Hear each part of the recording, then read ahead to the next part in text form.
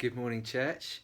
Today we're looking at the end of John's Gospel, John chapter 20, verses 11 to 18, when Jesus meets Mary Magdalene outside the tomb on that first Easter Sunday. As we get past Easter, these are wonderful passages to think about and consider.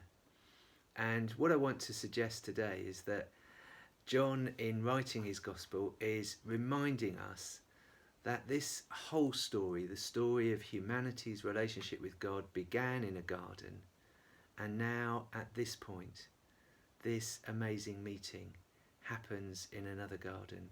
John's Gospel starts with the words that resonate from the beginning of Genesis: in the beginning. In the beginning, God in Genesis. In the beginning, the Word in John's Gospel. And here at the end, John takes us back to that first garden. Remember, in the first garden, God was searching for Adam and Eve after they'd eaten the apple, after they'd sinned and turned away from him. Now Mary is searching for God.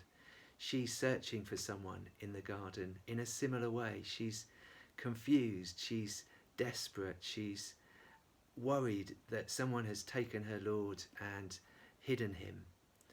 And yet God comes to find Mary, and at first she doesn't recognize him. At first she thinks he is the gardener, but he calls her by name. He calls her by name. He calls her name Mary, and she realizes who he is. This is God, revealed in Jesus Christ, risen from the tomb, alive to set us free. This is Jesus our Lord.